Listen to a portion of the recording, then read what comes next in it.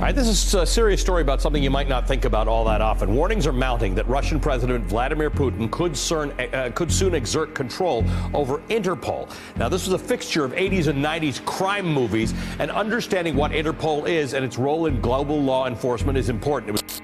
I believe Interpol matters enormously to the security of the United States and of the entire world.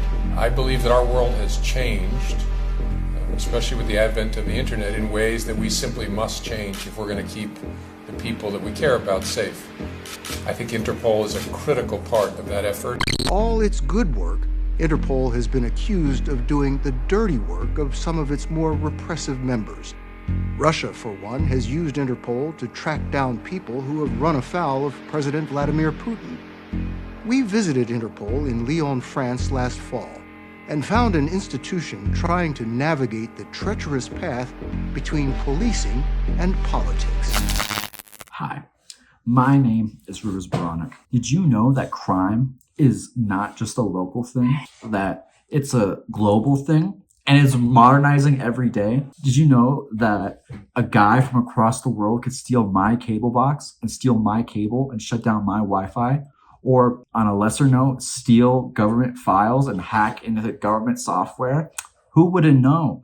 You know how to combat this, though? Because, frankly, I'm quite terrified of someone stealing all my precious, precious internet data, or just committing a crime in general. I feel like that's a pretty basic human fear.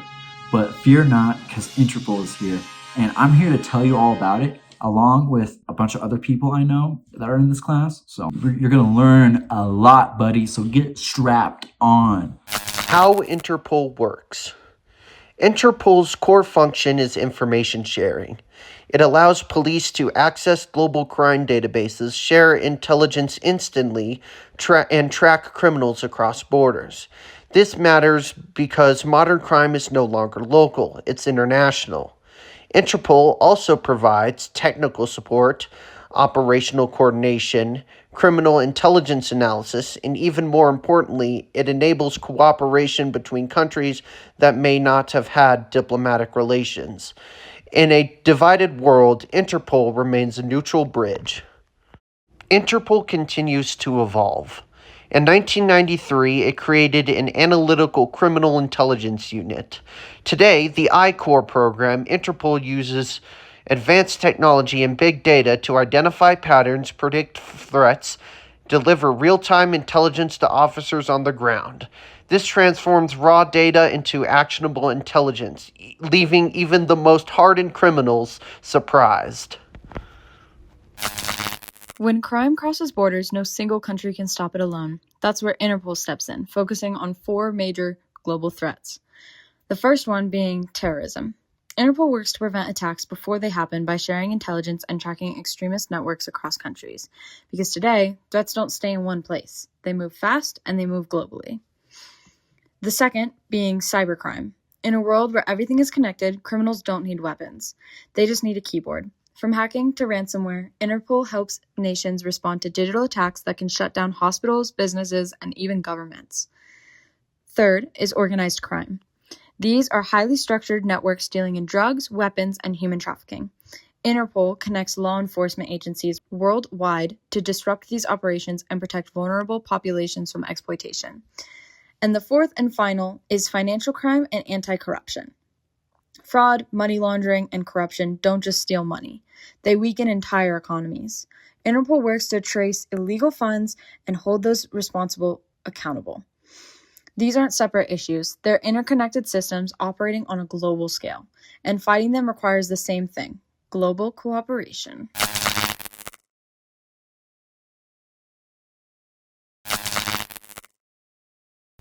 A maritime border operation coordinated by Interpol has detected more than a dozen suspected foreign terrorist fighters traveling across the Mediterranean.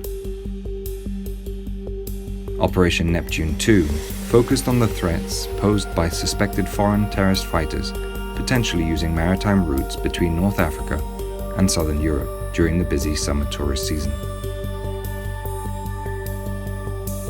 Since 2016, Interpol has a global counterterrorism strategy with a few action streams, a few priorities. One of these priorities is interrupting terrorist travel.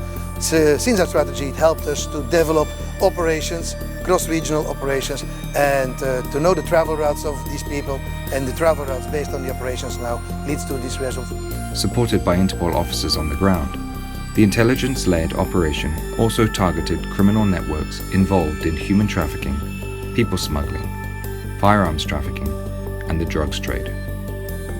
Law enforcement officials at 7 seaports in the 6 participating countries, Algeria, France, Italy, Morocco, Spain, and Tunisia, carried out more than 1.2 million searches across Interpol's databases for stolen and lost travel documents, nominal data, and stolen vehicles. These resulted in 31 active investigative leads, with more than 12 of these linked to the movement of terror suspects. It highlights the need of regional and international cooperation, even between continents. Interpol operates under one key principle: political neutrality. What that means is they don't take sides, they don't intervene with their politics, they don't intervene militarily, they don't intervene religiously and racially. Instead, it focuses on law enforcement and legal boundaries. Because of this neutrality, Interpol can act as a global platform for cooperation, represent police on the world stage, and work with governments at the highest levels. This trust is what makes global coordination possible.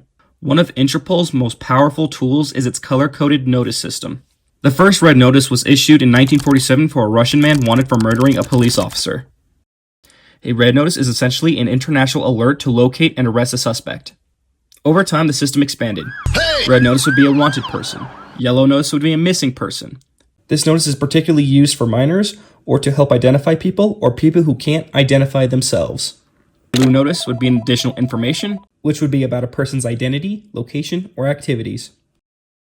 Black notice, unidentified bodies, which is used to seek information about unidentified bodies.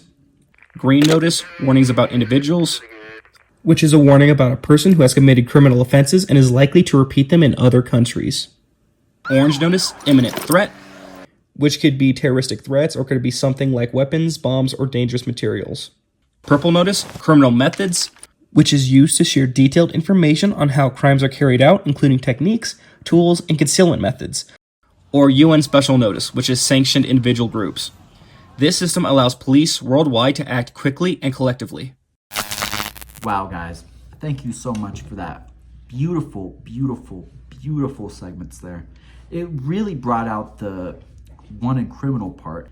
Anyway, did you know that Interpol operates with 1,200 staff, and including law enforcement officers from across the globe who are seconded from their home countries? They provide real experience and knowledge to the organization, making it the more effective in handling international crime. Interpol often works in like 4 languages: French, Arabic, Spanish, and English, of course. That's their main forms of communication. So I guess if you don't speak one of those 4 languages, I guess you're out of luck. Not really, though. It also has regional bureaus around the world that help coordinate efforts within specific areas, ensuring that the countries can collaborate not just globally but regionally as well. So if your friend in the Czech Republic and your friend in Czech and Slovakia are fighting, they can kind of sort that out and like figure out regional problems. Like this Czech guy, and this Czech customs is different from acting in Slovenian. You know, the huge. I don't know how often that's going to happen, but this structure allows Interpol to stay connected, really and responsive, and an ability to work better than most other, like a UN task force, be like, hey guys, stop it. At least Interpol makes somewhat of an effort. In a world where crime moves faster than ever before, no country can ever do it alone.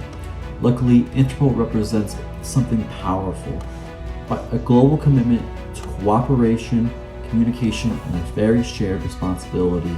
By connecting the 196 countries, it ensures that justice is not limited only by borders.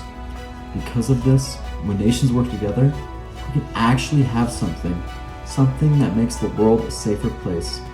Thank you so much. Thanks.